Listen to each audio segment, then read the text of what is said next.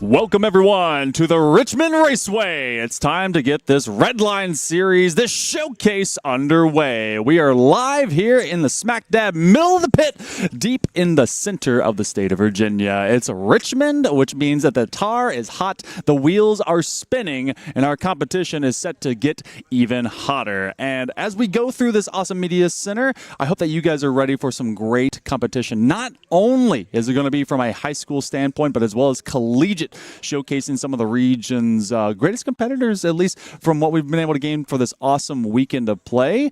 My voice might be familiar to you. I am Hail Monkey Man in the booth alongside a great competitor all his own. I've seen him win a championship. I've seen him do fantastic things, and he's also looked like he's ready for the summer already. Griff, how are you doing today?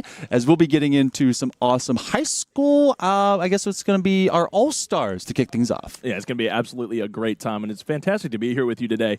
But yeah, looking to get into the action. I believe we have a high school and a collegiate side showcase. Yes. So you won't see me for that one. I'll be playing in that one. But yeah, no, happy to be here. Happy to just be able to give you guys a good cast today. This is going to be a fun one. This is all across the county. We've gotten 6 awesome students. They're going to be onto our A and B team. Neither one is a differential of, I guess, overall competitiveness. They've been balanced out. I went through and made sure everyone is good to go. So you're going to be seeing some Rocket League and some good esports. We have this in the media center here for the Richmond Raceway, and we've already been talking with everyone about eNASCAR, about sim racing, and everyone, I think, is ready to get some of that road rage out of the way. Yeah. It took about 2.5 hours to get here, but we've got Rocket League, and as one of the greatest competitors of all time yourself, of course, from the collegiate sector. So give us a quick breakdown, high school to, and even middle school, to this particular moment. What should we be expecting from all these awesome students? Well, they've been working, I believe, for a couple of years now, everyone developing their individual Rocket League skill as well as their team Rocket League skill, right? Playing in their own individual competitions, whether it's online ranked or within their own leagues in VHSL. VHSL has been a fantastic opportunity for them to get into the competitive scene regardless of their skill level, right? They can play on their high school teams, represent their high schools and their counties across the entire state. Yeah, and this is a full composition of players that have not specifically been together. They've been in that league, and they've been able to see what happens both within their high school from their esports programs, and now they're kind of mixing and matching together, kind of, and to this degree, it's an all-star program. So seeing how they, maybe some collision of styles, who's a little bit more mechy, who's more game sense. What really sings to you as a stronger performer? Do you want someone that's just going to pop off who's been in free play for like an hour, like tens of hours? Or, I mean, it's more about getting that ball down the field, right? No, 100%. Yeah. I think there's 2 avenues you can go down. It's either you play level-headed and you play based off your teammates that you might have never even played before, or you can play that pop-off role that you mentioned where you just kind of tell the team, hey, I'll play that first man position, I'll take the ball, I'll take the leader role, and you guys just play your game, and we'll make it work. Yeah, and that's exactly what we're going to be seeing today as well. We're going to bring our rosters up for our 6 awesome students that will be bringing it forward today. We've got Henrico All-Stars B, and there's one big player that you really need to be looking for both the B and for the A side. I feel like if we look at Krish, and we don't have pictures for literally everyone. Some of them we're able to get it in time, but Krish, I feel like is going to be one of those big pop-off, maybe kind of solo Mickey styles, but your boy Sweaty, I've heard they're sweaty, and they're also one of those rare players on a Switch. Yeah. Yeah. How do you feel about that? Sometimes there's a hardware difference, but there's some craziness that goes on that mech. Yeah, I've never actually had the pleasure of playing with someone that plays on Switch or even commentating somebody that plays on Switch, and that's probably its own difficulties in its own skill. I mean, if you put him against just Switch players, he might be top 500. We don't even know. Yeah, that's right? true. Could put this guy on a PC full time. He could be easily in the GC contention. But yeah, looking to get these teams balanced as much as you said. But yeah, I mean, definitely some good games going to come out of these teams. When we look at what high school competition breeds, it definitely, and as well as middle school with your boy Sweaty. So looking at how you can use it as an advancement, it's an incentive for it. You're at the collegiate level, obviously. You got to be able to see that national competition and win that championship at your division. I mean, what did you maybe want more of? What does this right here really springboard for for these students? Because we're going to be seeing some awesome Rocket League regardless. But, I mean, do they go back? Do they carry this experience? What, from your same standpoint, did you do to be able to really get into where you are now, what we might see here? So when I played in VHSL, we attended multiple LANs at the end of every semester. You have your spring and fall finals. I believe that the format has changed now to be just spring. So at the end of the year, like, you go play your LAN competition at one of the colleges, like the premier Virginia colleges that have Rocket League. I know Shenandoah, we host it almost every year. Like ODU hosts it as well. But those LAN events are such an amazing opportunity because a lot of these kids just play on their own in their free time, in their bedroom, in their living room, in their game room if they have one. And it's just a fantastic opportunity for a new avenue of growth to be able to play on LAN. With a situation like this, you have a live crowd, you have your teammates inches away from you, and it's a whole new ballgame. Yeah, you get the high fives, you get the fist bumps. Whenever something good happens, you still, hey, we're still in it, regardless of if maybe a mistake occurred, maybe you got scored on. And for some of these students, this is the first competition that they're able to find something like this, something so physical. I saw it from playing football, running track, and you get people cheering for you. This is the same thing. I challenged all these awesome parents and all the people that brought their players to be able to be here today. I want them to compete with us with being loud, and you and I are already pretty loud. Yeah, so. we're definitely some loud voices up here, and we might get some awkward looks, but it's all in good fun. Yeah, so just to make sure that you guys do know about these rosters, this is a little bit of separation to make sure that they were both balanced onto either side. So you've got Goldbread, you've got Procaden, and you've got Krish onto All-Stars A, and then for Henrico All-Stars B, you've got your boys Sweaty, you got Be Like Mike, and of course Thailand. So for this, in case you are brand new to Rocket League, we've been speaking almost in assumption. We've seen it now for what? It's been 11 years this game exists? Man, we're old. I'm very old, but to that end, it's basically soccer meets hockey with the way that you want to be able to say it. And I say hockey because we played boards, right? It is, in fact, it's cocky. You switch from that offense to defense really, really quick. But no, it's basically rocket-powered car soccer. Yes. That's the simplest way to put it. Yeah. We're speaking under assumptions, but that's as baseline as you can get. Yeah, and it's one of the most American versions of it as well, because you're going to have explosions, you're going to have people that are getting demoed, and the mechanics that come with all that also ends up being what develops for these students. I had asked whenever we were looking at iRacing a little bit just a little ago, and I had asked them, hey, how many hours you put in per week?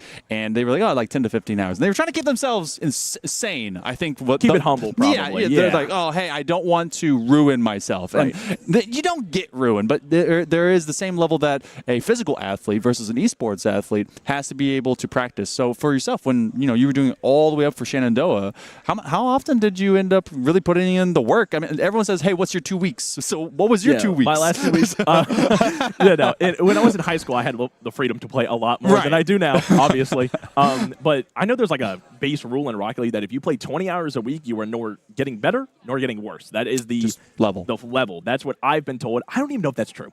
Anyway, playing in high school, I was putting in probably like 35, 40 hours a week. Okay. And then in collegiate, for my first 2 semesters, I was probably up at like 50 or 60 for the last 2 More. weeks. Okay. And now I'm back probably down to about 20 hours a week. I do about 2 before then I just get rage quit. Yeah, I'm like, all right, cool. But I feel like that's something that definitely is measured by parents. Yes. When you look at what you do for not just regular sports, but to esports, and then you mix the two, there's got to be a healthy life balance. Oh, so, 100%. So when we look at the competitions like this is a very healthy reward at the end of stuff like VHSL, and now being able to see what that kind of turns into. And you don't want anyone to burn out. That happens for your extracurriculars and your academics. So also, what did you major in? What did you end up doing? So I am a senior at Shenandoah University. I'm a cybersecurity major with a esports management minor, as well as a broadcasting certificate through our lovely broadcaster. Shout out to those guys. Okay. But one thing I want to touch on that you mentioned is this opportunity, right?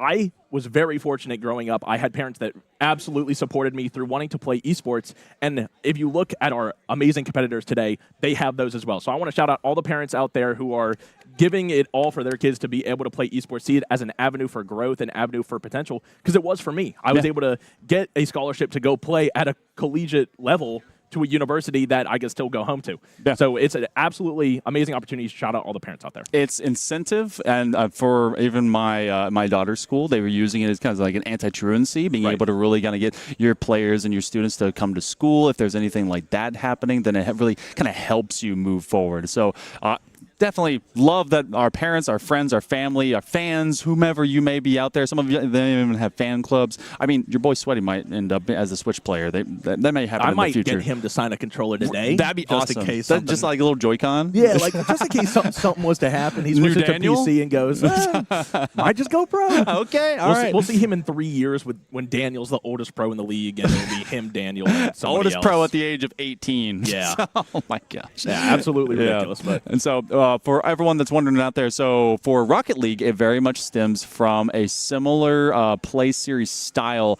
like the NBA, the MLB. You get series. So you do best of 5. So we will be playing a minimum of 3 games. And there's quite the wide array of just general skill sets for both of these squads because they've been taken all across from VHSL and as well as this county overall. So when it comes to the series, the first game doesn't mean it's done. We get a good measure. I'd say, I always say this per series that we go into. Game number 1 is about who was ready first. And then thereafter, being able to really kind of multiply that. This is something that I tell my players all the time, and I know they're going to attest to this, but Game 1 don't count.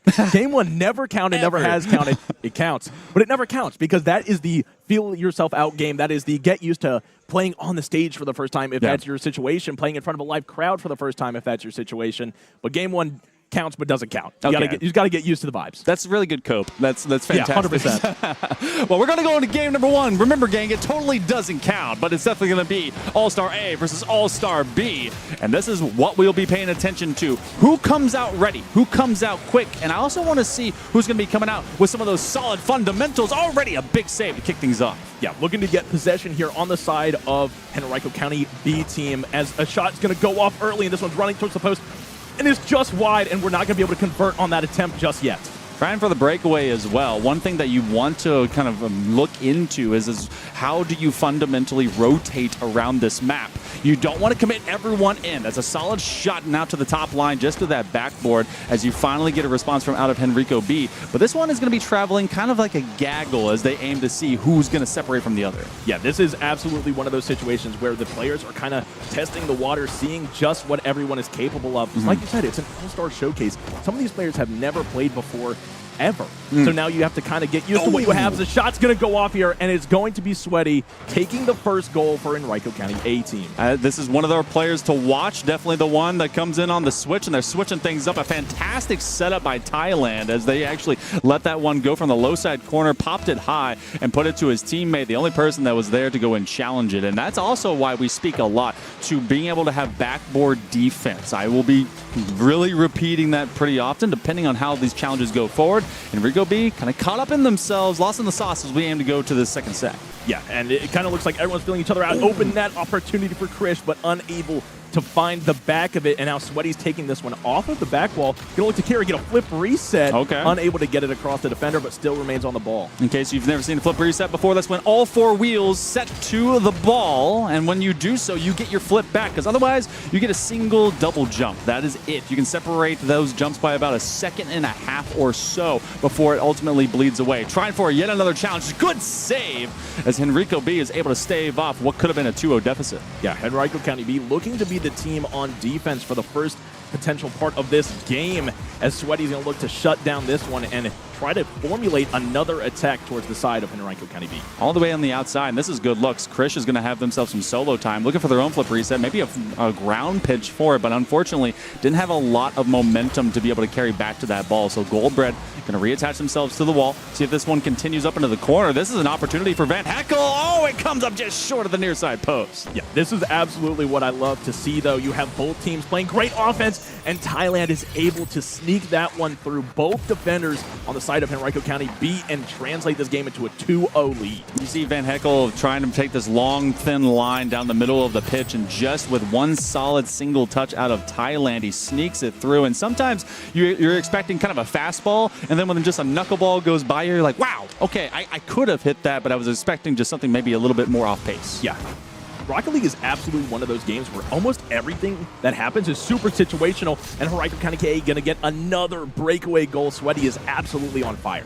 A solid pickup, and this is going to be all from your midliner. Unfortunately for the third man, if they end up not with that safety net anymore, then there's just an open back line. So, big breakaway. This does happen. You were talking about how game number one don't count. Game number one can often be like this. We kind of see these huge swings of, all right, a blowout or otherwise. 3-0 is recoverable at the midway point of game number one. But for Henrico County, it feels like that they're also just kind of under the duress of this pace. But Van Heckel has a chance to get themselves at least maybe a hook shot here. Yeah, and I mean, as the team builds down the field, you're going to see a shot go off here just wide. Henrico County A getting a couple. Really lucky here with some of these open nets. They're leaving that net open a little bit, but Henrico County B just unable to formulate, and it's going to be a bunch of misses, but Thailand able to clear that one off the line as this ball is going to be looked to be served back into the middle. Some demos going off, and things are getting scrappy out there. This is one of the first times that we can actually mention a bit of physicality. If you are playing Rocket League, it is not just being able to win mechanically and with finesse.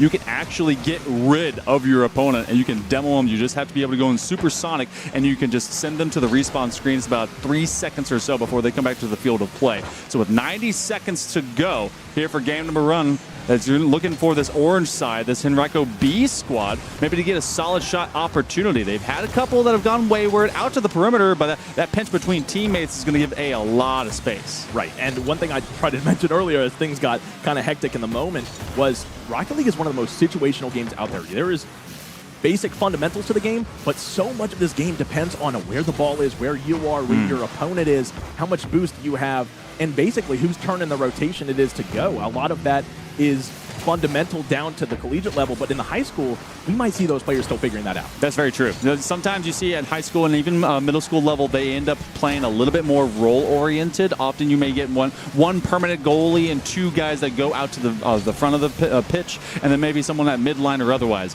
This is looking like one of those better opportunities for Henrico B to maybe set up, get themselves some boosts, and start taking some extra shots. But that freed up an honest opportunity now for Henrico A to just level it to the back line. So for less than a half minute to go, it's been this close. Yeah. It's been this close. I know you guys can't see it, but it's been this close. Yeah, it's been insanely close so many times for Henrico County B, and they are just finding the sidewall as they are going to be able to translate their first goal. Now, that might not mean much in this game one, but for game two, that momentum, being able to bring that goal that you got, you weren't shut out completely, and you've had so many great offensive opportunities at the same time, hitting the post just a little too much, but that momentum that you can take into game two will actually go a mile. It reminds you that you can score. Yes. Sometimes when you're left for 5 straight minutes and you've got nothing on your plate, it reminds you this is going to be mathematical, and Goldbread will get us within 1. You just need time remaining. They have about the same average shot clock from this kickoff to make it work. I mean, I've seen crazier things happen. I've seen crazier goal conversions. Henrico B is not out of this one just yet. They might be able to find the back of the net here with 8 seconds left. And one thing that we have to mention for Rocket League newbies, I guess you could say, people that are just finding out, the ball does not end. The game does not end until the ball touches the ground. Ooh, and they're going to keep this one aloft. They're hoping to be able to pin that one to the floor. If Van Heckel will be able to just taste after this one, but it's put right behind them. That was very smart play from Henrico A. So they will take game number 1. Now, tell me, it was a 3-0 to start things off. We had a couple that went wayward, especially from a hard pinch that went to the ceiling. Did it not count? It didn't count. Game one does not count. But anyway, the score of the series is technically 1-0. Yes. But that was a great first game from both sides of the field. All players getting involved early, getting involved on the ball. Henrico A going up 3-0, like you said, a couple breakaway goals that might have came from Henrico B overcommitting a little bit. Right. But a lot of those opportunities, they are able to scrape back. We saw at the end there was 15 seconds left on the clock, and they got 2 of their goals. It was huge that you do not give up until that clock is done. Coach always said you don't stop till the whistle blows, and they did not hear one for a long while. Now, one big playmaker that we were seeing in that series definitely was Thailand guy. I feel like there was a lot of setup, a lot of making sure that pressure opportunities went to those frontside corners, offered to the perimeter, and obviously your boy Sweaty was sweating. So we're going to see them early and often, but got to see what I wanted at least a couple times out of Krish. I know that they're going to speed up, and a lot of players end up speeding up going to game number 2. If things were wide open to begin the series in that game 1, it will be much closer. You can end up almost seeing this be maybe a 1-0 game. which one's your favorite? Having a shootout or having a very sweaty, we only get a single goal in the entirety of a game? Which one's your best style? For RT, when we play, it's definitely a close game that comes down to a nail biter. Not a lot of goals go in. But like you said, like a high-scoring game that goes into the 5 or 6 is not unwelcome around here either. I would not mind to see one of those where almost everybody's able to put some pressure on net. But you're absolutely right. Thailand guy was able to do so much on that ball, and even off the ball was doing a really good job of getting in and cutting. Sweaty going to look to get this one towards the goal. Double tap cleared off of the back wall by Krish. You can definitely tell that Krish has taken a lot of ownership to their responsibility. If they see Sweaty, they want to be in a defensive position to have to deal with them. Double commit between Be Like Mike as well as Thailand, so they get caught up. That means it's going to be all up to Sweaty, staying onto that back third. Nice pickup by Thailand to be able to get that one in traffic, and there's a ton of traffic. This one is actually a loose ball situation. Sweaty's going to call off Thailand, tell him, hey, let me run with this one, but Henrico B is looking like they're setting up shop for at least a brief moment before this one goes to the back third. Yeah, and this first minute looks really similar to the end of that first game that we saw, where every player is getting involved, and we're seeing both teams kind of scrapping, trying to get possession of that ball on the other team's side. Ooh, nice demo. That should be able to free up a lane. You got Sweaty. They will pop this one up. They won't be able to go for a possession, so that's really a setup to Mike. Mike cannot make contact, but they did fake out Goldbread, and now this ball is scary. No one wants to be able to touch it. Me too, as this one will just hang out into at least blue territory. Van Heckel will be underneath, hoping to be able to get a bump into someone. Enrico B may be able to catch themselves at least a break, but no one has really been able to profit. It's been a lot of midfield play. This one will go all the way to the line, but Sweaty says no. Yeah, this game seems oddly individually on the midline. A lot of this ball game has been played on that midfield line, very rarely going to either side, but we're seeing some opportunities and some unable conversions. That one's saved at the goal line. Fantastic save. Good focus by this orange squad, Henrico B, because if you end up letting yourself just kind of go and overcommit, you're going to end up just with that ball and sending 2 players past it. So you need to communicate. You need to be very loud about it. Sometimes over-communication helps out just a tiny bit. Krish at the helm, responsibility for him as they have to go all the way to this back line third. They'll make contact with his ball. Sweaty is right there with Mike, and now it's a dangerous position. If they gotten that pinch right by him, might have been a different story. Yeah, Sweaty taking this one up to the ceiling. Ceiling shot finds the back of the net. Fantastic show of individual mechanics. And a lot of innovation. You had mentioned that when we speak of fundamentals, there is not a single assigned role. There's a rotation that is happening. And then when we need a mechanical opportunity to occur, that's when the free play comes into mind, because they went to the ceiling. They know they maintain their flip, and they come down, they strike pay dirt. So good looks by Henrico A. Now trying to at least keep this one off. Sweaty, they know what they got to do. They have these brief interludes where they stay onto the front line of the pitch, and then they go to that back box, and they're like, no, guys, I'm on defense. When Thailand being able to put that one above the bar, and now it's one person back for the side of Henrico B, and Sweaty is going to send that one deep, catching all 3 players of Henrico County B with little boost, but Krish able to get that 100 boost and put some more pressure on it, stop the push going. Goldbread unable to get Van Heckel awkward on the goal line, and Be Like Mike is able to stretch this lead back to 2 goals. Now, however, we saw it in the first game. 2 goals doesn't mean you're out of it. Henrico County B not uncomfortable with finding goals late in the game. They are taking their time to be able to get these last couple, because it has been some solid defense and a lot of possession, just push and pull, a lot of tug of war in the middle of this pitch. I liked what Mike was also doing. You saw him on that top of the key, if you will, to all my basketball fans out there, is that they were waiting for that to rotate from that frontside corner, and then they were hoping for an opportunity. Sweaty, they've been making their own opportunities. Thailand with a set, and they followed up perfectly. Yeah, I mean, this guy looks like he is on fire. You get him off the switch, and his skill level instantly multiplies by 1.5. He looking absolutely like he's been playing on PC for years at this point. So good looks right now. And they're still using the same controller. I was, something about it. I don't know. I've tried playing on the Joy-Cons. I only do it when I do Super Smash Brothers, but look, they're actually killing it. So for Henrico B, there's at least some chances here. They scored very late in game number 1. An odd opportunity as they try to set this one up. It will far away wide to 90 seconds. You heard me say that in game number 1. This is when things started to ramp up. They also could be the clamps going down quickly. Hold on. Hold that thought. Krish found a gap. Yeah, lead cut back to 2. capitalizing on the fact that Sweaty unable to make contact with that, and Krish finding that open lane with nobody in the net. Fantastic capitalizing on that opportunity. You were looking at what Sweaty was doing, too. They were hoping to get their nose up under it, maybe pop it high, get a lot of people to dash on by, and then kind of play with that possession. They have the leniency. We talked a little bit about insurance goals, and so they still have the insurance right now as there's that little bit of breathing room and that leniency. This is a pop-up to the backboard. Thailand's going to try and set it backwards. Sweaty's the last man on deck. Krish cannot grab it to his wheel, so no flip reset, and used up everything in his tank to be able to make that one work. So with 1 minute to go, you got to be scared if Sweaty's coming down. They just want to be able to scare B all the way back, but they're leaving them an open lane to come forward.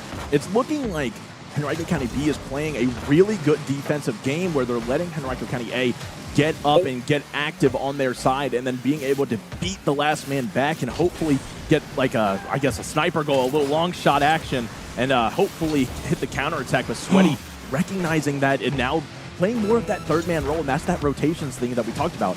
Sometimes, like you said, we want to see those stagnant positions like Season 1 of RLCS, but in this case scenario, you have so many opportunities to where you can play. We see Sweaty playing that offensive pressure, getting that ceiling goal, getting a lot of opportunities. This one rolling right towards the net, but saved at the last second, but then switching to that defensive role at the same time.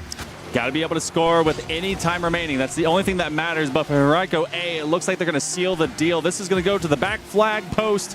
If you've ever seen soccer, you know what I'm talking about. They're locking it down, and so does Blue. As Henrico A, they will be moving on to match point here for our best of 5 from this completely fantastic showcase so far. So from what we've gathered, it took them long to score. We had a lot of midline possession right at that midfield line, right when you transition from blue and orange grass between one another. But it was definitely 2 key opportunities, playing off at least a really acute space. And some of the best players, when they play mechanically, they want that bang, bang, that 1-2 play. They trust you enough. That next touch is coming immediately. It looks like that Henrico A was doing that. Yeah, they looked like they were finding all the avenues for success, individual play, as well as that team play, like you said. And some of these unsung heroes are doing such a great job of getting into the play and dispossessing the other team.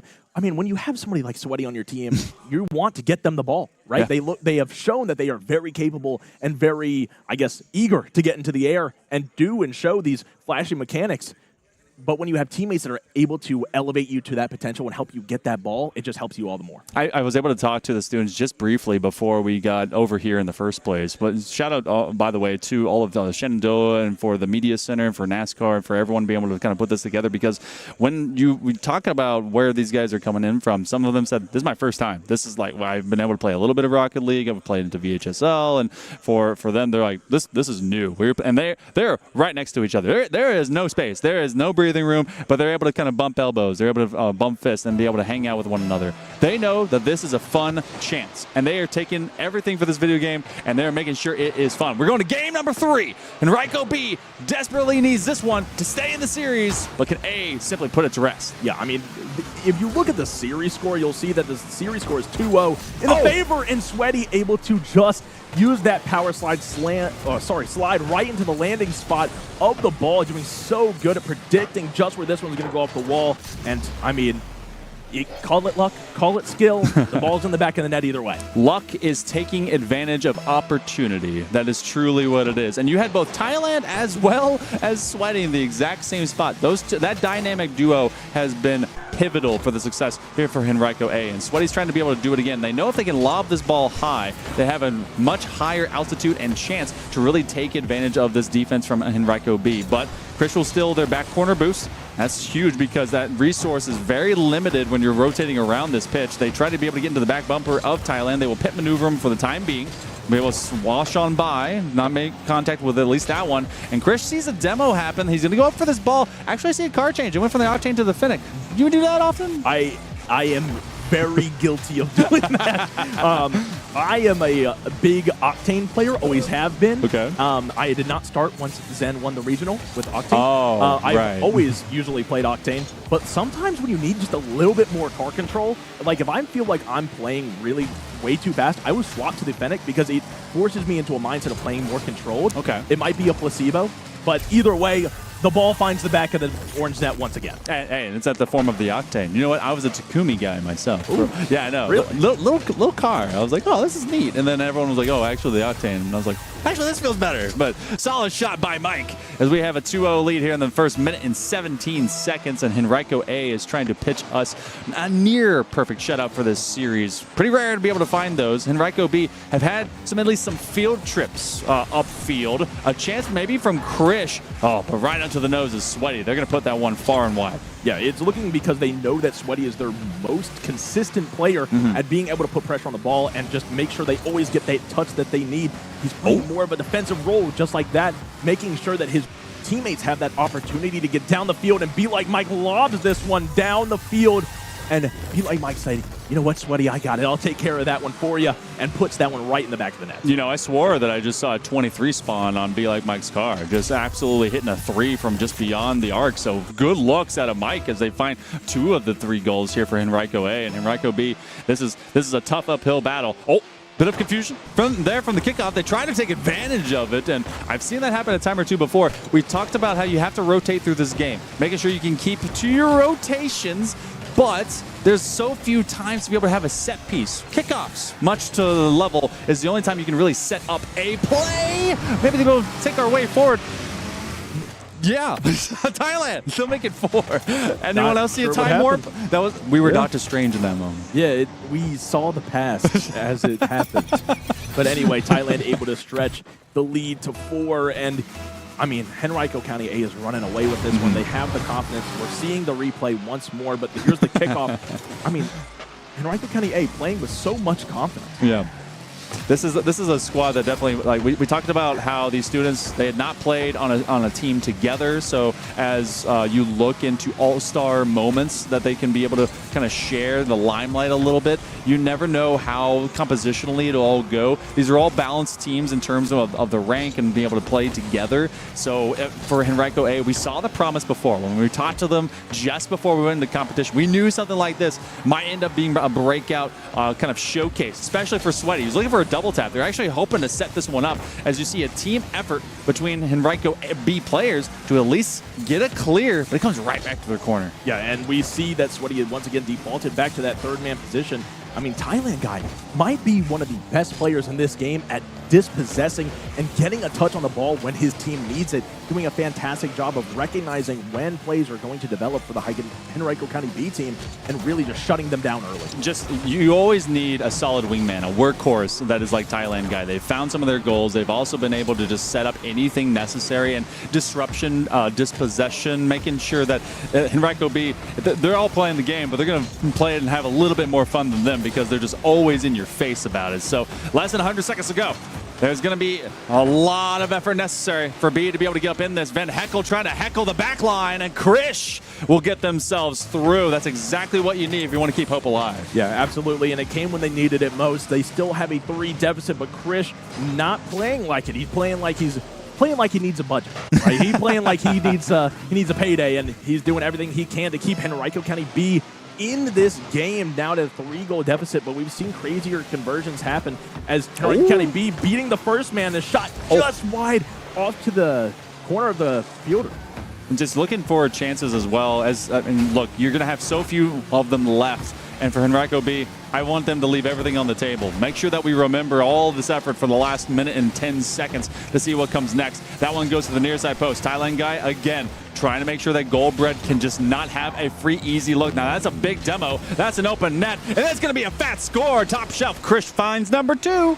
I mean, cutting the lead back to 2. This is the 3rd game in a row that we've done that. And Henrico County B looking to convert, getting a little bit more scrappy with these demos, finding those lanes of success, those avenues of opportunity, fighting their way down the field to really make sure that everything that they can do, they're attempting to do. All right, less than a minute to win it. If you are Henrico A, you want to put this series to bed.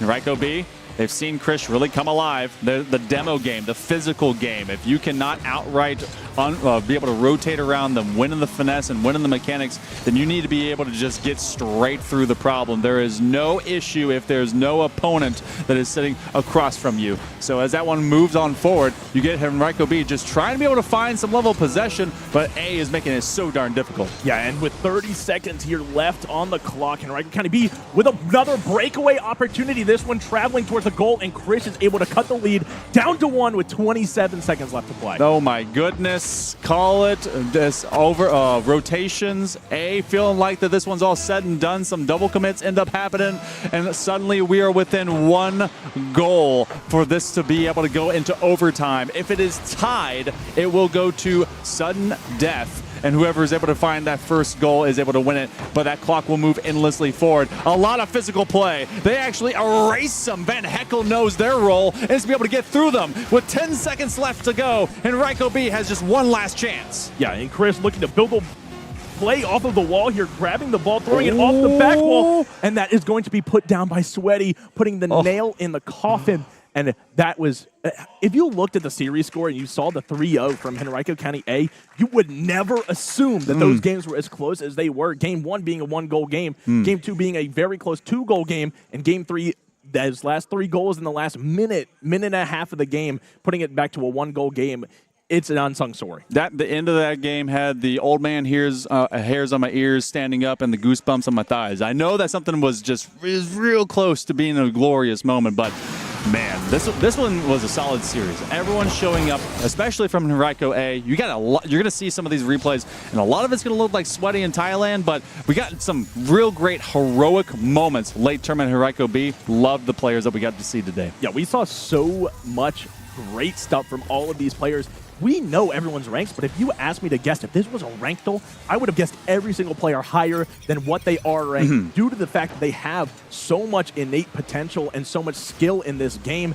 You could say that this game was easily a diamond or champ level game, and I would believe you. It's one of those where everyone is elevated by being on these teams, being able to communicate, and like we mentioned before, doing it physically on land. There's not a lag time when you go through like Discord or something, and you're able to just immediately high five. But you check out the stats as well. Huge numbers, and some of them are made up. But for Sweaty, I mean, coming out with that 532 of their total game score, being able to just really kind of elevate to that position, getting 5, I believe, of the 11 goals, so nearly half of what this squad was making up. But look at the assists as well. Thailand is able to be there and make sure that a lot of plays got made. But look at the defense. I mean, Sweaty obviously showing up 5 and 7 saves, but it's really about the pressure that was maintained by Henrico A.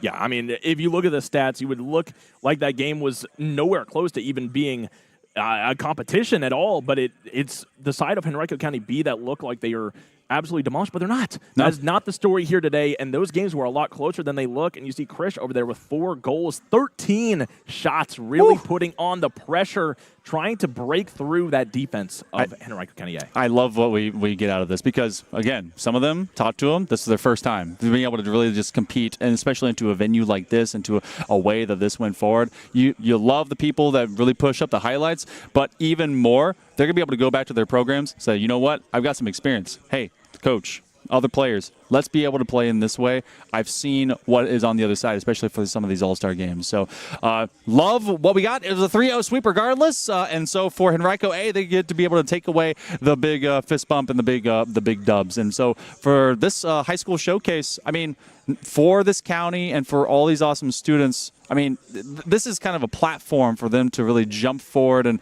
they can be able to remember this going in as well. And we have our 2 best players going into this as well. Sweaty, 532, 5 goals. I mean, we've sung their praises. Krish really showing up and being that main offensive caliber weapon that was on Henrico B as well. Yeah, and we see the hero of the story, Sweaty, on the left with that 3-0 sweep. 63 shooting percentage, 5 goals on 8 shots, finding the back of the net on multiple occasions. Wow. 9 goals combined between both of these players, and really just doing everything they can to elevate their team, elevate their teammates, doing everything they can on the field.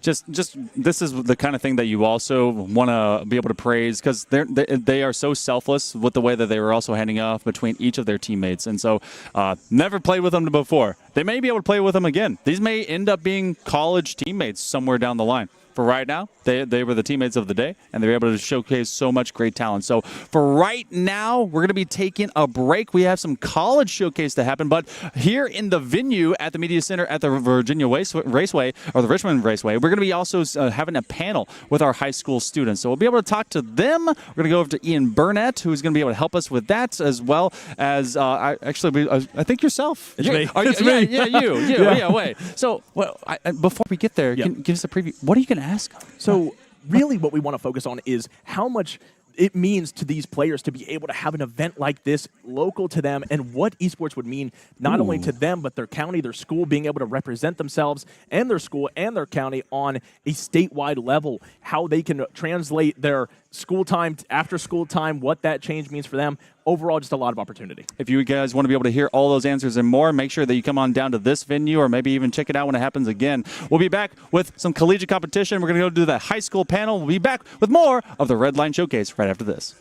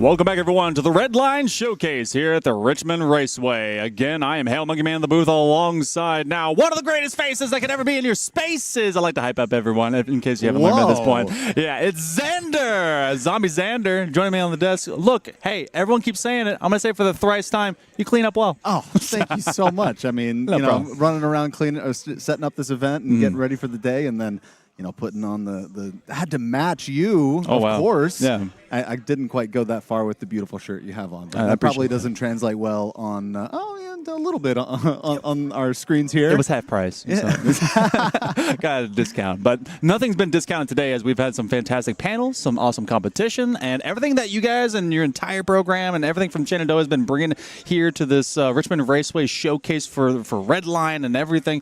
This has been really special. The high schoolers have been very funny, by the way. All of them, I think, are media trained. That was wild. Surprising. Yeah, some of them, they're like, when I was a kid, and I'm still a kid now. Like, oh, okay, cool. But we're at the collegiate position, and we're going to be seeing Shenandoah versus Mary Washington. So we're going to see, can the Jackets take on the Eagles? And what I need to know, you're the guy that's been organizing all this. We'll see if I'm the guy. Yeah, but tell me about this, about competition, about seeing this right here. We got to see what it was like for the scholastic level, the grades, all the way up now into being freshman and senior through college. Yeah. What does this mean to these guys? Well, I mean, it's just another opportunity to compete locally. And I think that's a big draw of this event, is something that we're trying to bring to Virginia, and specifically Richmond and Richmond Raceway, is bringing esports to a community that normally has to compete online or travel pretty far for competitions, and bringing something like this to their back door is just the best feeling, and being able to deliver it on the scale that we're hoping to deliver it on in September, as this being just a showcase where we're trying to bring this to the scope of what we want to in the fall, and sort of give a picture in the space that we're at. I'm just really excited to be able to bring esports here, and in a couple different facets, right? Hopefully we're going to be able to do some middle school and high school competition, a collegiate Rocket League competition, and hopefully bring in some sim racing as well. Yeah, that'd be amazing, especially alongside this partnership with NASCAR. But you've seen Chiazzi, Mango, and Pagani on your screen as your three Shenandoah players. A lot of seniority that's on this squad. But we also go over to the side, just a stone's throw, a little bit closer than y'all, down the road, north side of Richmond, as we've got Mary Washington. Right in your face right now is Spam, as we've right in the middle of these three here for the Eagles. Evade, I got to talk about, first off, they're so tall that we can't even get the camera to be able to get them, but thank you so much. They traveled all over Western Europe, so a very experienced player. They also got an alum just off to their left in the form of Matutu. So when you talk about this squad, you talk about all the teams that your program has, I mean, this is another way to be able to showcase locally. But, I mean, this is also kind of a throwdown. This is local. Absolutely. So you got to be ready to really prove your muster. And they both play in similar conferences. I've seen them in ACC. They're pretty good. Yeah. Shenandoah, this Rocket League team, they've been together for a couple years now. Had a lot of success over in NECC Division 4 last year. Won a national championship. Yep. They all got a little bling on their fingers now as a result of that, which is really exciting for that squad. And again, tonight, they're still competing. They're still in the playoffs. And they're going to race home from Richmond all the way back to Winchester, Virginia, not even help tear down or anything, and they're going to go right back and play some more Rocket League competitively. Oh, man, you said that as if it's they're sacrificing, not having to tear down. Okay, yes. But we're going to go into this best of 5, and already out the gate, I know that you guys have been seeing a lot of them. You're going to see even more. Mango with a ripper right into the top shelf. Beautiful pass over center from Chiazzi. And that one just gets over the defense. 8 seconds in, 1-0. Early lead. We'll see if they're going to be able to build on that as this best of 5 continues. You know, one thing that I know that none of y'all really care about the logistics of it, but we have 5 out of 6 players that play with their controller down on their lap. Evade is on the table. That is crazy. I have not seen that in a while. They're going to elevate the blood flow straight to the elbows. I can't even imagine trying to do that with my hands on top of the desk there. That's a madman.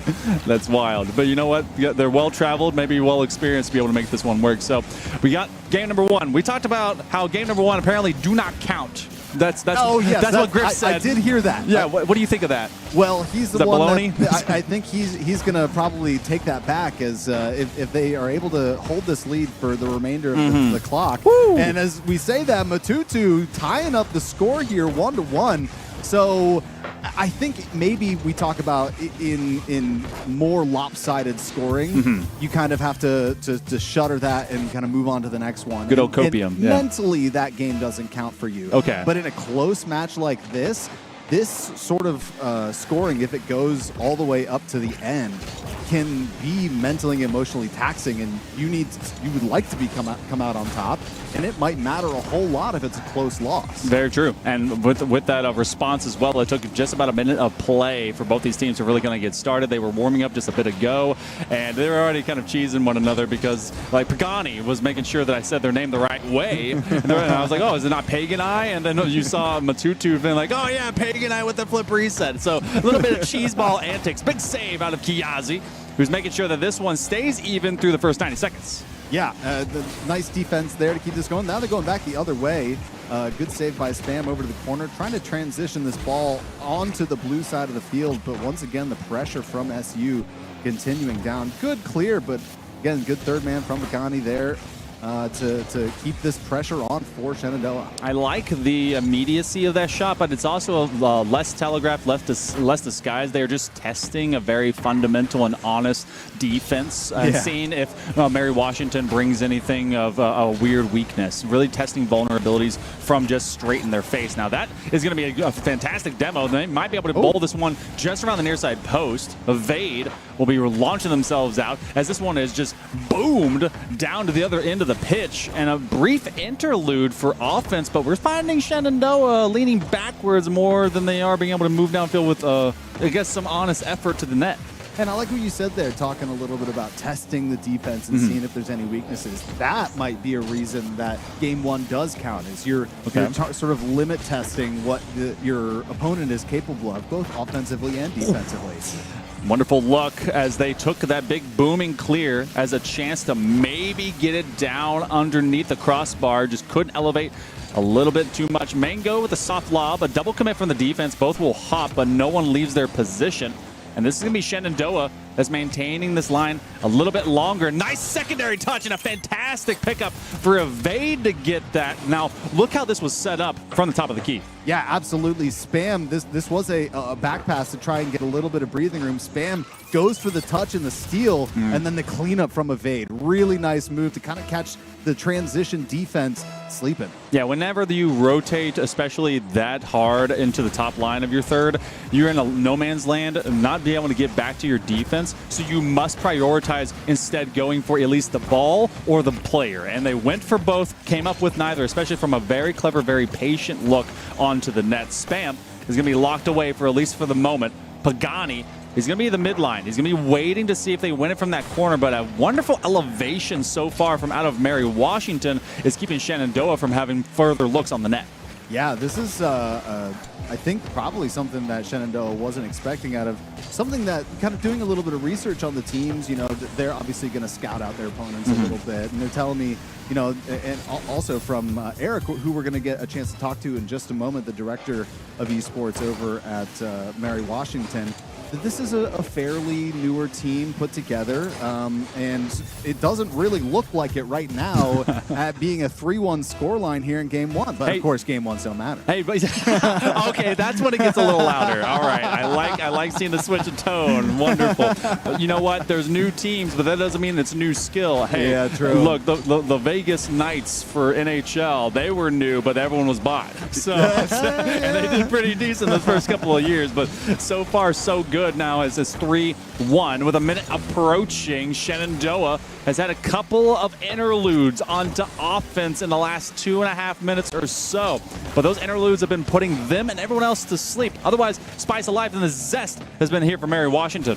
Yeah, so for Shenandoah right now, you either spend these 45 seconds trying to get back and tie and win this game in overtime, or you spend the next 45 seconds resetting, looking to game two, making sure that nothing about this 3-1 loss means anything to you. You start fresh at 0-0 next 5 minutes, and you get ready to go for game 2, and it's a brand new series for you. It's the consistency, who you can be able to lock down, finding a play style, and seeing if there's something that you can shut down. Now, one thing that they definitely are missing the mark on just a little bit is when it goes into the top of their back defensive third and seeing if they can get rid of a man. Now, this is an open, loose ball play. Spam is probably going to at least bleed out a few extra seconds that cannot be afforded if Shenandoah truly was to find themselves back in competition state. But this is going to be a nice clear. It comes off the crossbar, and that's game number 1.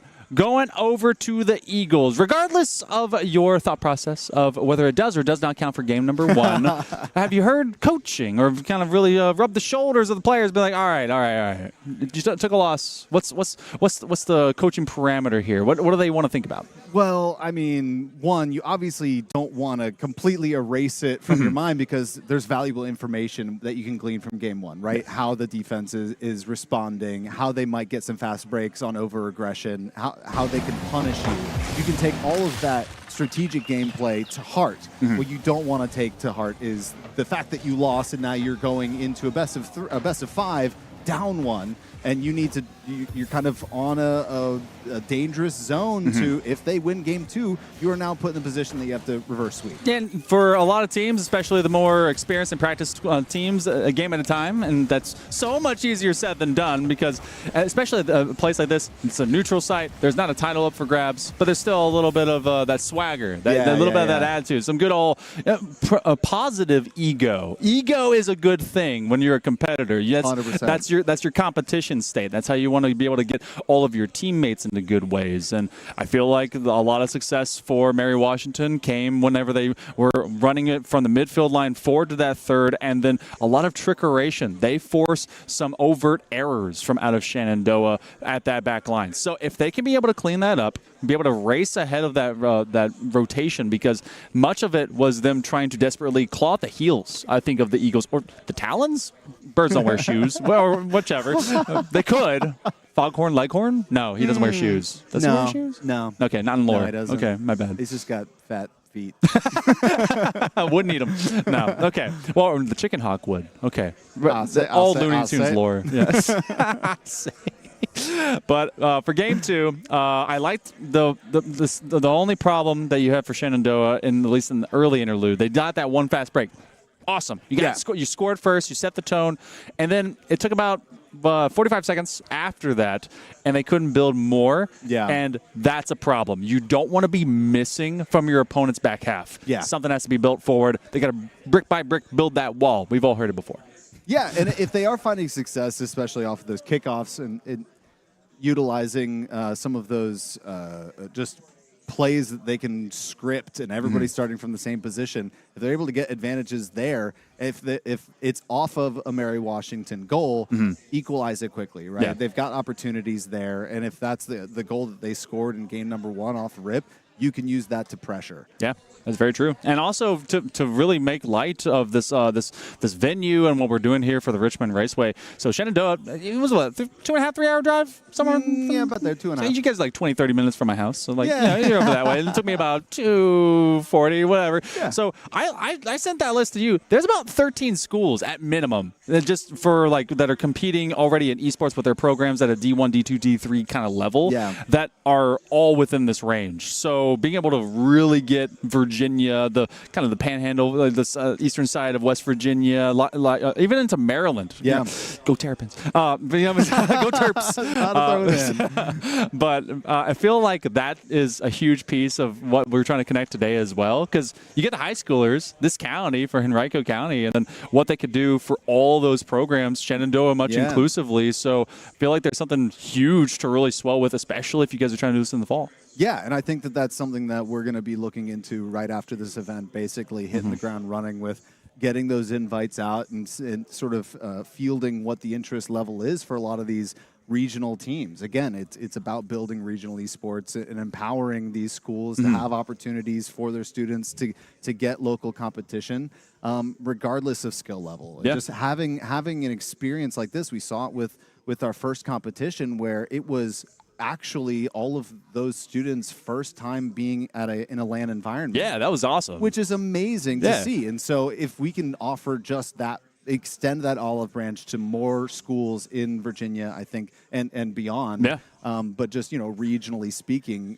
for the United States, that would be incredible. Little micro kind of pseudo state championship, and then you build on. Yeah. And I talked with all the students before for both these teams, and all of them are local. We have a lot of seniors that is in this group, and I feel like that's where you're starting to see really the growth plate really form. And if it's all right, you had someone that's been here for 3 or 4 years. They've set the foundation of your program, and if they move on and there's no one to backfill, like, whoops, where did that go? But this effort by Shenandoah, and then from everyone, obviously from this county and forward, has shown, hey, we believe in that, and they want to be able to kind of snowball that in. So that's great. That's all I ever want to see, and that's, again, I've been literally everywhere.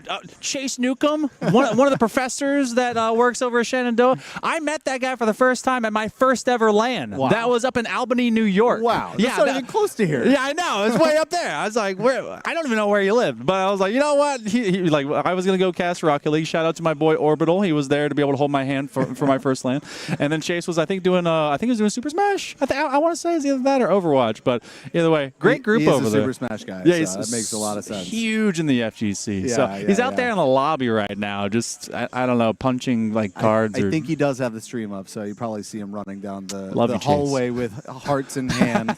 That'd be awesome. Oh, he like grabs the camera, just I love you. But that's also the community that comes with this. And if you're wondering exactly why we haven't gone to game number 2, we're doing a tech pause. So yeah, we snuck that one in for you. For this in particular, this is fantastic, not just from a locality kind of thing, but showing that these events continue to blossom, because we've seen all the lands. Boost on the beach, was it Bluegrass Boost Battle? I don't know, put a B next to it. And you get me like stumbling. But this is another one to hopefully add to the plate, especially in like an atmosphere, and especially in a collegiate esports industry where you want it to continue to grow and shine. Yeah. So how about we grow and shine into a game number 2? Shenandoah trying to be able to lock things in as we get back into this series. Yeah, here we go. So I think really what it's going to come down to is how does Shenandoah respond early? And once again, 8 seconds on the clock, 11 seconds on the clock, both early goals, early leads. Now the big pivotal moment is how can they build on top of this to keep that momentum and not let Mary Washington back in. Now also, thank you, production. We switched it to what was my preferred colors. So awesome. We got blue, we got orange, we got everything on the right side. But not to say that there's not any blue for Shenandoah. But, but like Mary Washington is like, we also have red. Is it purely red? You know, we'll go into the logistics of the rainbow with that. But Shenandoah looking a lot more consistent. Mango with that first goal. They've got the openers both times here for game number 1 and 2. But need to see what Shenandoah ultimately is able to prompt up with otherwise. That should be another one after Mango was turned into dust. Kiazi will fill the gap. Yeah, that's a nice look here. Seems a little flat-footed, gets demoed, but Kiazi immediately there to back it up right over the head of the defender. And wow, Shenandoah early up 2-0, and this is the lead, or sort of the start of game 2 that I think Shenandoah would be looking for if they could right this series. If they lose game 1 in the fashion that they did, having an early lead, less than a minute into game number 2, up 2-0 with a comfort goal, that is a dream start. Yeah, it's a solid start, but not one that you rest on. You definitely need to make sure that Mary Washington doesn't start moving up and down this pitch. And Mango, they run out of boost, so they will be just all of a decoy. If they had anything extra in the tank, might have been able to catch up to that ball and finish off the double tap opportunity. One little stutter step as they try to work this left side post. Mango will smell blood in the water, looking for their own double tap. They're going to pin it back. Oh, they can't get there in time. That's a nice little deflection over to the side post and getting that ball out of there from Mary Washington, avoiding more piling on for the Shenandoah squad. This one's going back towards Shenandoah, but easily collected by Kiazi. And a nice clear, maybe trying to do a little bit by themselves, but off the back wall, and some help from Mango, but a weird little awkward tap there, trying to waterfall it down in front of the goal once again. Pagani going to punch it through, but finally, the 2-2.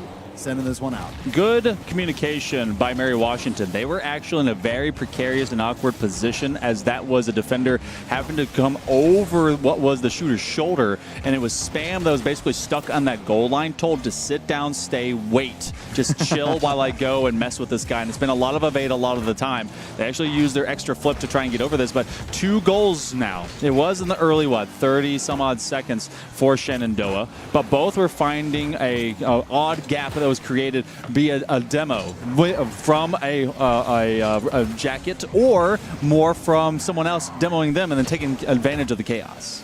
Yeah, and I think that Shenandoah right now is probably looking to get another one on top of these 2, but they're also happy to stall out this game. Being up 2, you know, they're not feeling nearly as much pressure as they were. Oh. And now they're feeling a lot less pressure here in game number 2, now up 3-0. And this is a nice little pass off the wall, interception here, and Kiyazi, whoa, a bullet right to center mass. Yeah, Spam was left at that near side, didn't have a lot in the tank, and so when they tried to jump after it, I think they were actually bullied off of their wheels. So we talk about having a lead, having insurance. I think this is more of what was it, a security blanket now? Yeah, At this point, yeah. you start slowly getting smothered with comfort. This should be able to get a breakout, as Matutu was trying to land it onto his teammate's head. Unfortunately for Mary Washington, when we look at the stats after this one, I don't think that we're going to see a lot in terms of shot opportunities. Now that goes near side. Spam looking at a rare moment when that ball was left to loose, but Matutu hoping that they can be able to do the same thing here. And it's less than 2 minutes to go. We have not seen much of the Eagles. No, this Shenandoah team, I mean, this is looking like a completely different squad, where they were sort of on their back foot a lot of game number 1, and Mary Washington was coming out with a lot of time of possession, I mean, they did have a pass break or 2 sort of there in the middle, but Kiyazi, where did this kid come from all of a sudden in game number 2? He's been taking over every single shot and making them land. I mean, Kiyazi, apparently, they love 2 things. 1, opening packs of Pokemon cards, and 2, being able to rip one, not just of a pack, but as well into the back of the net. Must have found themselves a holographic Charizard, because that one is able to go top shelf. So 4-0, a completely different identity than what we saw in game number 1. Mary Washington is left scratching their heads. This one does go to the opposite side, but look how far back the Eagles are playing. They have a lot of respect right now for what Shenandoah has at the goal line. Yeah, and it does feel like the Eagles are playing a little bit more of an individual game, where Shenandoah started to unify their approach to how they're creating this pressure. Every time we see sort of the Eagles punch out, and I think it maybe has something to do with the amount of pressure that Shenandoah is on. You said, yeah, there's a lot of players sort of waiting on defense. Every time there is an attack from Mary Washington, it feels like it's 1 or if maybe 2, just getting 1 touch and no sustained pressure on offense. Yeah, I always like to say 1-touch offense will get you nowhere. Yeah. It's got to be a mountain of possession. It's at least got to be a molehill, and so far we've actually just seen a flatland, unfortunately, for Mary Washington. So they have responded well, getting 3 in a row after the first goal in game number 1 out of Mango. Mango then decided, you know what? Wash, rinse, but not repeat our lack of success. This one's going to go directly into Matutu. And we're hearing it get a little bit loud. That's exactly what I want to see. I want to hear. It's collegiate atmosphere. It's a step up in terms of the attitudes, if you will, and a positive flex. Yeah. But 5-0, Mary Washington just looking for their first goal to maybe carry to the next game. Yeah, it's interesting. I mean, if you kind of look back, and we'll see probably some of these replays here shortly, but kind of looking at, you're talking about 1-touch offense, it kind of felt like Kiyazi was doing a bit of 1-touch offense and just throwing dimes. Yeah, that can work out, but but a lot of it was also carried from possession from the perimeter. Yeah. I understand. But the 1-touch that does not happen is Mary Washington finding themselves a goal. Did I curse it? This one's still at 0-second time. It is basically a written formality, and it will end up going through. All right, my bad, everyone. All right, but it does end up being 5-1. We're tied. We're not going to be seeing this one be a sweep. Game 3 is up for grabs. There you go. Yeah, and that's sort of the response you're looking for as a Hornet. I am honestly trying to remain as unbiased as possible, but obviously want to see my boys go home with a little bit of that confidence that you said. Right. If they've got an NECC matchup tonight, and going into that with maybe a dub on the day. But of course, I think good competition, good warm up.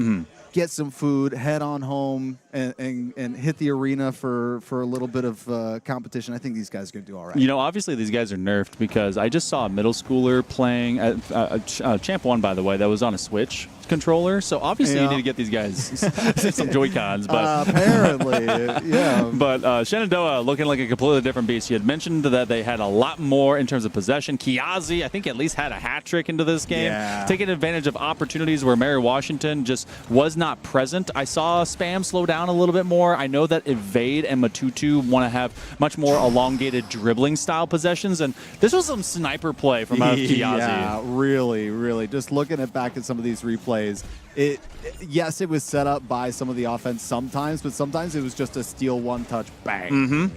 That's exactly what, if you cannot get free possession, you have to work it through some physical play. So if you're going to do that, Shenandoah, you got to play perfect. You got to play pretty sweaty. And if they're doing a lot of practicing in prep for their playoff match tonight, maybe they're trying to see what they can employ. But we go to game number 3 in a best of 5. I know you guys didn't get to see it at the high school level. For the collegiate level, there is the opportunity for us to go into a game 5. That means it's all to the end of the series. But we're now in that pseudo BO3. Everyone is standard. Each has a game on either end. So this is the true turning point. And obviously game 3 is often the most important game because it's either tied like this, you get match point, or someone's about to win. Yeah, boy, and look, no tech pause at all. We are right back into game number 3, firing off. And if history tells us anything, Shenandoah is looking to pressure early here. But this transition here is going to mean everything, whether or not the Eagles can sort of stand their ground and not start this game at a deficit. Oh, trying to get back. Kiazi recognized that one just went over the third man. As, again, you talk about early pressure into these games. Mango has been able to start both of our games with the first goal. They're trying to keep up that prestige, that rhythm, as they have at least a chance of going for that midline boost. And Shenandoah has definitely kept the Eagles pinned back, flocking to their own nest. They've been roosting there. Oh! Big shutdown save by Spam. Yeah, way to be there for Pagani, but Spam, perfect timing to turn this one around, clear the ball, and then put it back the other way. Almost another an early goal on Shenandoah. I say early, we're already a minute in. It seemed like it just happened. You know that Mango wants that one back, and unfortunately they also got in the way of the follow-up. That is a series of unfortunate events. Luckily, it was just 2 of them. A double commit, trying to put both hands around the Kamehameha wave as they want to shut down this laser. A step late. Shenandoah looks like they've got all the ideas in the right spots, but they're just applying them at discoordinated, desynced times. Yeah, and that's kind of more of what we saw out of Shenandoah in game number 1. Right, and it was just carried by a couple hero plays out of Kiazi, and there's definitely been some team cohesion, but it also looks like the Eagles might have woken up a little bit here in game number 3 as well. As we go scoreless, almost to the 3-minute mark. So first couple, still looking for something to be able to break the ice, and it's not the Titanic on an iceberg. It might be this one at the near side post. No follow-up man as they were giving it to the backdoor bandit if anyone was rotating to the other side of the net. This one's going to go lateral, so everyone is in chase, hoping to find at least a knock at the door.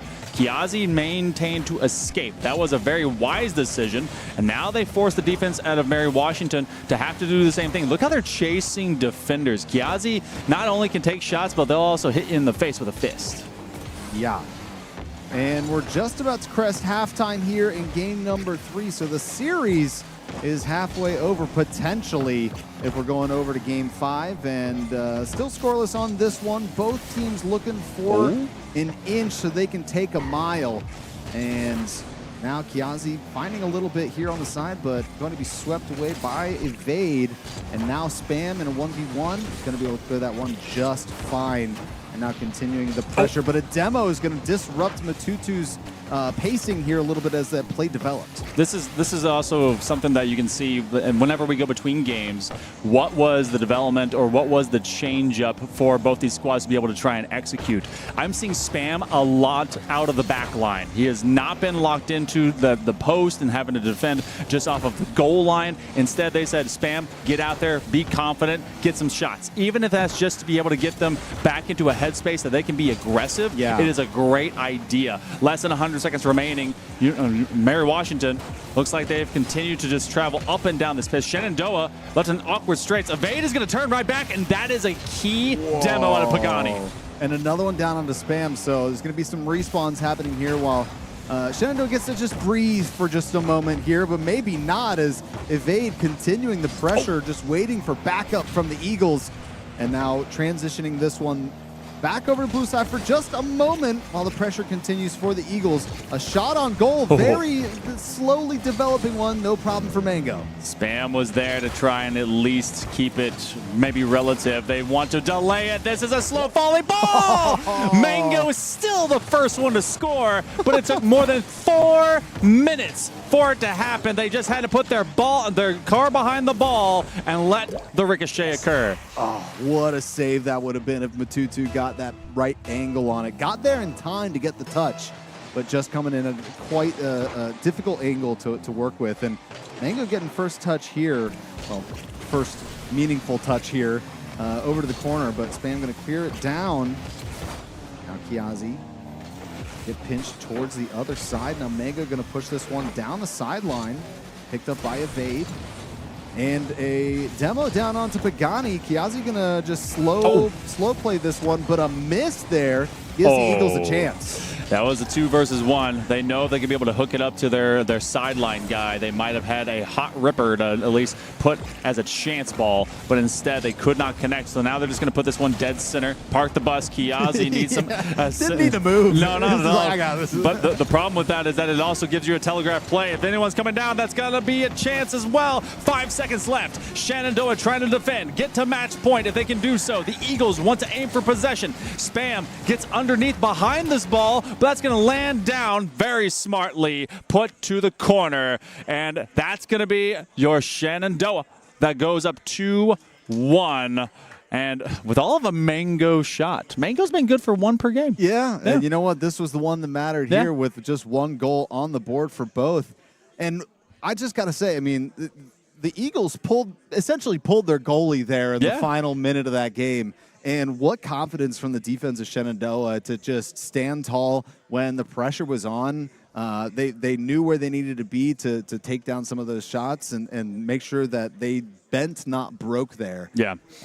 But, you know, Eagles now down 2-1 in the series, looking to come back in some way because this is match point for the Hornets. And both teams, it wasn't the prettiest of offenses. I felt like there was a couple of times that we did miss at least a couple of pass plays that they were trying to take advantage of transitional play. But I got to give some love to Spam and the 180 they pulled from Game 2 to Game 3. Because Game 2, they were just stuck into their own car. It felt like it was in reverse, and the entirety of the gear shaft was just falling out of it. For Game 3... just let me stop you real quick. We just went to replays real quick. You know it was a low-scoring game when we had 1 play from the final minute of the 3 game. seconds. That's it. That was all we had. And there was a lot. We could have done all the saves if you wanted that, but it was a 1-0. And often after that kind of game, we get like 5-6 games. Oh, yeah. Yeah, so things could be buck wild, but it also could be another tight one. Regardless, Shenandoah is on match point. Mary Washington, they need to force a Game 5.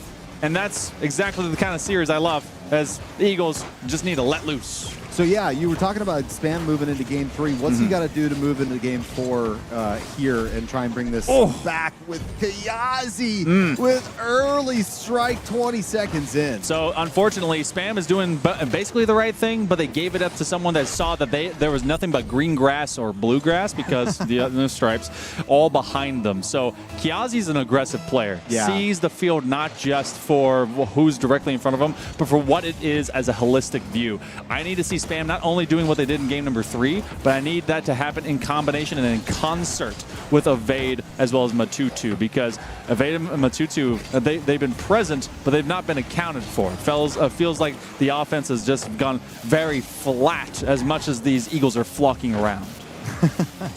I love it. So early goal over to Shenandoah. The pressure now really mounting for Mary Washington. 4 minutes left in the match.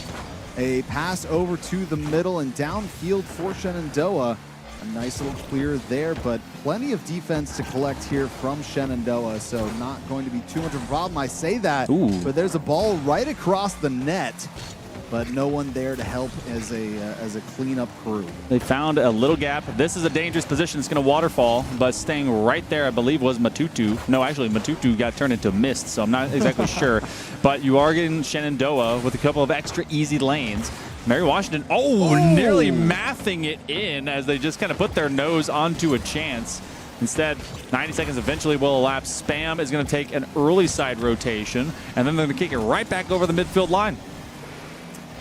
And as this game, I mean, you get the one goal from Kiazi, and luckily for Mary Washington, Shenandoah has not found a way to put more through. So there is something you can take from that as the Eagles, that you've put on a little bit of offensive pressure to keep the ball away from your own net. And not only that, but put some balls near the net of Shenandoah. And this is shots that you need. The more you take, whether they're good or bad, obviously you want the good, but you're keeping Shenandoah on defense more. And, you know, either way you sling it, the best offense is good defense, best defense, good offense. Evade with some of that offense, and now tying it up 1-1. This is wanting to speak exactly to what you're trying to put up. You either have quality and low shots, or you have volume. And I love winning by volume because I'm a shotgun main in any of my other FPSs. So for this one in particular, Shenandoah, it almost felt inevitable. There was some very high caliber, high risk style shots that were coming through from the side of the Eagles. But Mary Washington, they just kept honest and rotating to the top of that third. So good luck as we hit the midway mark. Mary Washington, they need to right this ship, and they need to do it here in game number 4. Shenandoah with a solid challenge. I believe that one was out of Kiazi, as they will have to go from right to left. Mingo trying to look for them again. They're going to lose this possession, and an extra effort ends up not gaining them much, as Spam continues to be that front man, that ones guy to try and at least challenge them out. And I think that's going to be an important opportunity for Eagle to create and sort of disrupt a bit of Shenandoah on defense. If he can continue being that front man and messing up what the Eagles are what the Hornets are doing sort of early on before their plays develop, it's going to mean a lot. And Mango now almost doing it by himself, but of course you've got the Kiazi follow-up, and Matutu with the save. Great defense from the Eagles. Gutsy defense, because they were already sending a double commit, and Matutu knew that he was the only one that was deep enough. That's going to actually outpace them. Spam has been looking for a spear to throw from distance. This one finally hits the mark, as they had an outlet from their defender given his life. Yeah, you want to talk about being a little more aggressive. Those types of shots, when they're for you, feel great. When they're against you, the spear to the heart, as you said. Trying to be able to reach out as far as they could to be able to stop it, but couldn't quite catch up to it. Kiazi putting at least an honest opportunity directly at net, just to, again, test the Eagles to come on out. Now, there's plenty of time for both sides to either build or to maybe break down. See if Shenandoah does more. There is not a follow-up, man, until late. Look how they're playing the delay game, hoping for the late 50-50 and seeing if they can come back to this next one. Playing for the fake out. I kind of like that. Switch up the playbook a little bit. I do too. And you know what? Interesting, like well, Spam just puts another one on. I was about to say that last goal could be the goal that sends us to game number 5, as low scoring as these have been. But now Mary Washington piling another one on. Great little move there by Spam to put it off the back wall, a little self pass and punch it in. No one from Shenandoah nearby. That one was a toughie, because as soon as the demo occurred, you actually, I believe that was Pagani, just went straight through it. They did not make that touch, so it was just a free sidewall grab. So Spam upfield, ambitious with a security goal right now. You take extra chances, and in Rocket League, I mean, that's when you know a team has a whole high caliber. So game number 5 is looming. Shenandoah, they need to grab something in soon. Yeah, and this offense from Mary Washington continues to keep the pressure on.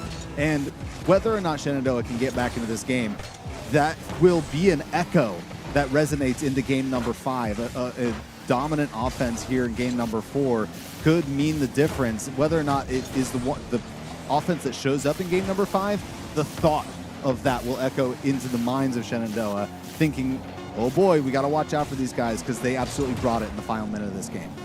Can they score with anything left? Don't think it's going to happen. They're going to ice it out right here. So game number 5. You wanted a good series. You were hoping to maybe to use a little bit of bias, but definitely both teams have shown up. So we go down from BO5, BO3 to just one game remaining. That player right there, Spam. Apparently, we got some cool information about all of our squads before this. They used to sneak into their big brother's room to play some Rocket League. So that's really neat because they've been sneaking into my MVP position for both these teams and how they've been showing up. Yeah, they're definitely bringing it here. You kind of said it right in that early in the series, they were a little bit more quiet. Yes, playing sort of that defensive, very turtle-y gameplay, and now starting to. Not to continue with the turtle puns, but come out of their shell. Yeah. But here we go, Kiazi with an. Oh, this is a replay. It's okay. You can still cheer for him if you want. It's okay. Kiazi, you got the first goal in the replay. I'm so proud of you. What you guys don't know is that there's a fist being formed. Like, good job, Kiazi. Come on, score the next one, please. So. This is your first ever series of Rocket League. Welcome. This is exactly the kind of caliber of esports that we want to see all the time. Shenandoah, they put on the logistics and the organization and all of this alongside everything that's happening here of the Richmond Raceway. And they would love to walk away with a dub. But Mary Washington, just down the street, has a little bit of locality presence. And the Eagles would love to roost and maybe steal their boost. So we'll see how it goes. Game number 5. Oh, boy. Last on the docket. Who's able to take it? Oh boy, Matutu throwing it back. Okay. Finally, the Eagles getting a little bit of a first strike here. And that is kind of how you want to open up a game 5. You said best of 1. Boy, they heard that. Yeah, they're like, there's only one game. Only one game left. The only one that matters at this point in time. Everything else has just been about evolving and evaluating. Spam hits a long form break, and they're actually going to have another one. Oh, everyone's missing. This ball's just hanging out of the goal line. Oh, my gosh. What a heartbreaker for Mary Washington to pile on there. And I'm sure the hearts of Shenandoah stopped for a moment as they were just kind of fumbling about on the goal line. Mango, top shelf, third man. Does he commit? They've crawled this ball over. It's the same thing, just on the other side of the pitch. Spam comes up with the ball this time. Wowee. All right. Both teams both afraid and ambitious for whatever they got to do to get beyond the stripes. Now I think that one moment was just everybody scrambling off the blue side of the field to try and get whatever boost they could make up in that moment after just trying to claw their way up to that ball as it just hung out in danger territory. Now 1 minute into game number 5, 1-0 towards the Eagles over Shenandoah. Shenandoah looking to get this one over to the corner. That's going to be punched away by Matutu. A little bit of help here from Kiazi, a good center, but Spam there playing really great defense this series, and now finally playing a little bit of offense, and it is making a difference. Look at this little dribble. Oh, 1v1. Great lift. That one was by design. Check this one out. This happened all the way in the front left corner. They're able to trap it onto their right side fender. Mango ran away from the last man on deck. Matutu is on an island, and Mango, well, they were born on one, apparently. So they were able to tell them how island life be, and that they're going to come up with the W there. So 1-1. Just within the first minute and a half of play. Mary Washington, they end up getting the first ripper into the back of the net, but it's Shenandoah with a fantastic response as they adapt to the field. Yeah, and I really like the move that Pagani was there, kind of just ducks fly together, putting a little bit of physical presence into that play as well, threatening the demo in the goal, and really giving Matutu no options there. I feel like we need another Mighty Ducks movie, by the way. It's been too long, at least like 15 years or so. But producer even agrees. Two minutes here in the game. Number 5, Kiazi with a chance. Ooh, they end up forcing the issue. This a bit of ping pong as it goes from one side to the other, making pinball as well as it hits the old bumpers.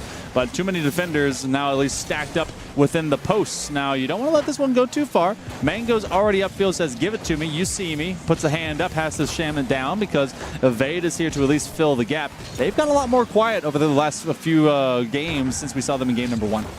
Yeah, and talking about Mary Washington early on in game number 1 or game number 5 here, getting that early goal, Shenandoah able to equalize, and now this game is it doesn't feel slower, but it has slowed down scoring-wise. I think we're finally reaching the final. Wow, and Kiazi with a little close-range dart there to take the lead here late in game number 5. I think what I was saying is we're finally reaching the sort of final form of what this matchup is. Both teams understanding their role, understanding each other, and figuring out sort of how they can play around that new knowledge that they've gained over the last 4.5 games here. That rotation, it happened twice into that corner, and it was a lull that ended up being a bait by Shenandoah to force Mary Washington to come up. Matutu had taken possession, and then it was a solid challenge out of Kiazi, who has been the aggressor from out of the Hornets a time or 2 or 3. Less than 2 minutes now.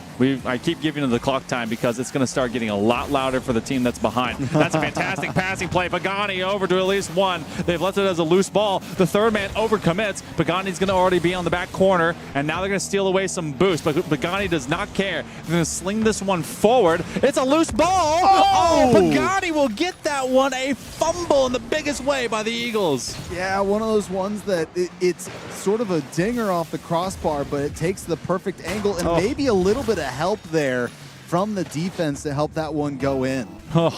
I can see the cams on the side of Mary Washington. They're kind of laughing and smiling. They're like, "Oh, I thought you had that. Wait, I got that. Wait, what's happening?" So, man. so a little bit of that goes sideways, but the insurance comes up nonetheless. Evade to spam. It's just a little bit too far and wide to chase after that would-be pass. Shenandoah, they've got this 2-goal lead, but the Eagles trying to prompt up at least a threat. But every time they get to the midfield line, it is seemingly impossible to get it for free. Now, you talk about pulling the goalie in game number 3. They're absolutely going to be doing that with just a minute left here in this game. They've got to make up 2 in just 60 seconds. A seemingly insurmountable lead the Shenandoah's built. That was an incredible move. Mango getting demoed, and just a beautiful maneuver from Mary Washington. Now 55 seconds left in the game, only down 1. I'm so glad we got Mango's POV as that was coming through, because you thought the ball was going to at least travel a little bit further, but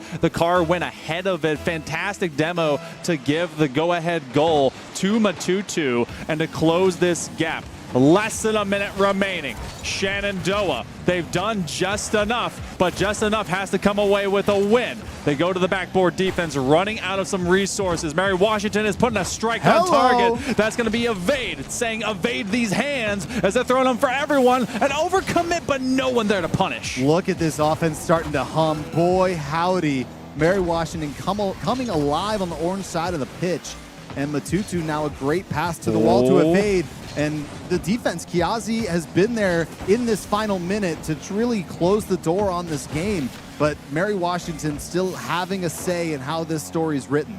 10 seconds coming up. Shenandoah does not want to turtle up, but they don't want to overcommit either. Mary Washington is all in all the time. Matutu from the near side corner with just seconds remaining. Pagani trying to send it on the way. Spam to the back wall. Looking for a double tap. 0 seconds. They roll it through. We will be going to an overtime.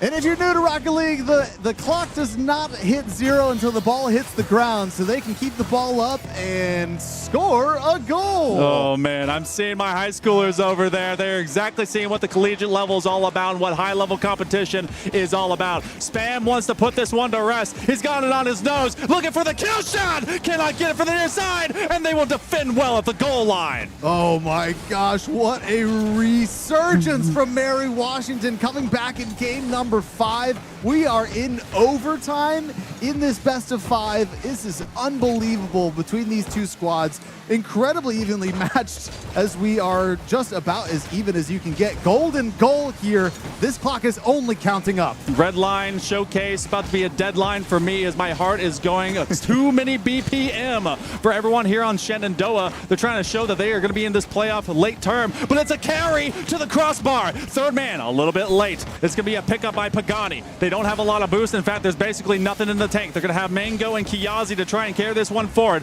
All of the Eagles seem to be traveling at Mach 5. Kiazi from the near side. He's going to try and move this one in. It's an outside pass. Pagani going for the double tap, and this one was shoved back to the other.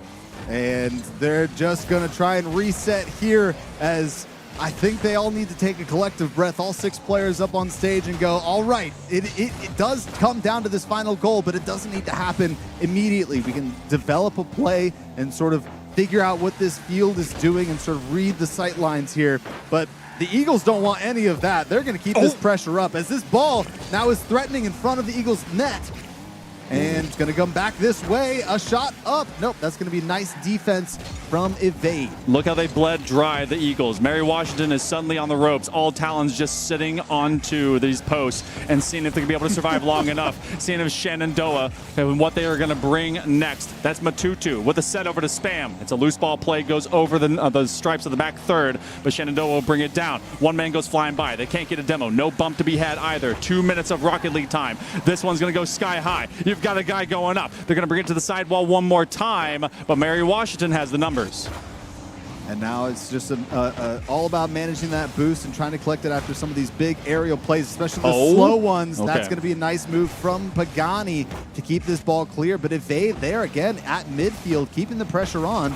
A good touch there in the corner, but it goes over to Matutu. A waterfall down, and Evade with the final goal of the game. That's going to be Mary Washington coming back in game number 5, sending it to overtime, and then a minute or 2 into overtime, a beautifully developing play, taking advantage of the flat-footed defense of the Hornets. I wanted to comment that it felt like we were swimming in a pool of syrup because everyone was going slow. That ball was maintained sky high. Everyone had to chase it to the backboard, and as soon as they laid it up, it ended up being a solid redirect drop down, trusting the process, diving through the stripes, and just putting it dead center against Shenandoah's back line. Congratulations goes over to Mary Washington as the Eagles will be able to take this Redline Showcase. Yeah, and I don't know how fast we went over to the face cams there, but they all jumped up, did a big team hug,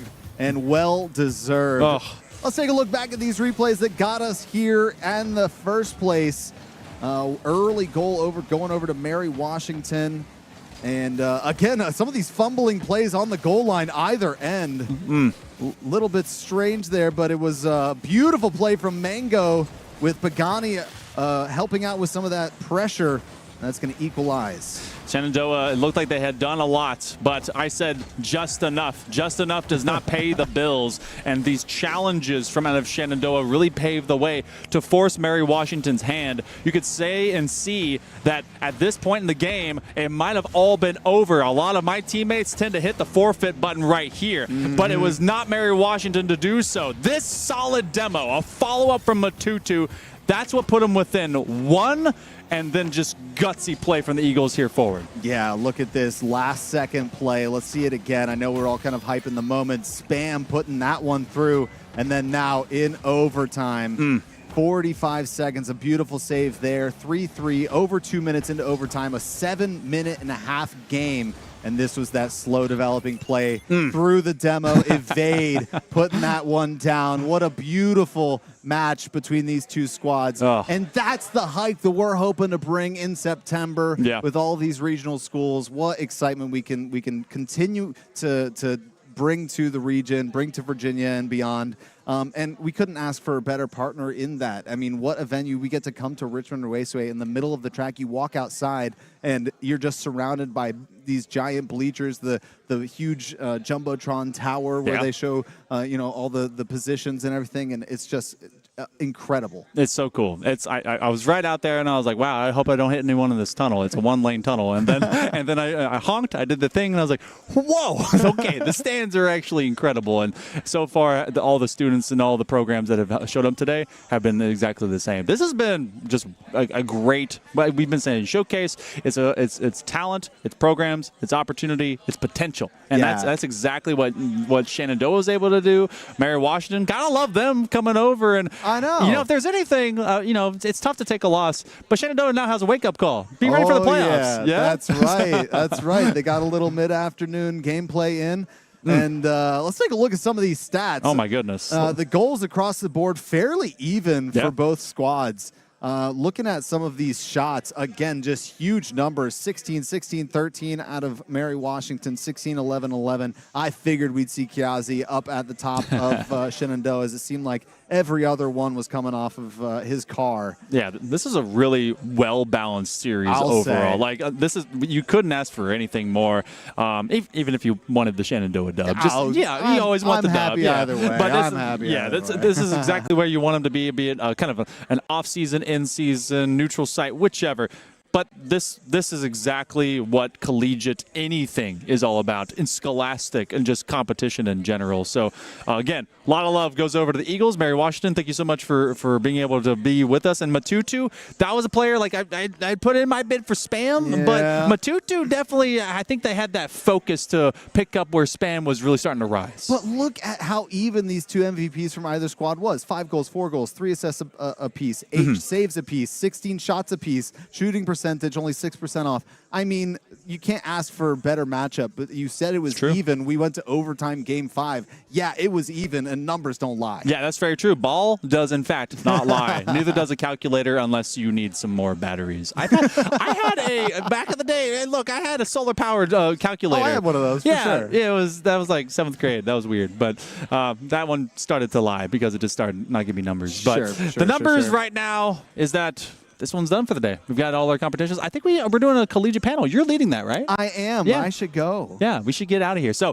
you guys, I believe this is end of broadcast? Yes. Yeah, all right. So, this is the end that we have for all of that. Thank you guys so much for joining us. We still have stuff that is going down here at the Richmond Raceway. If you want to be able to see more of this in the future, in person, all the time, well, you better be here for September because it's going to be a wild time. I have been promised that, and I'm going to hold them to it.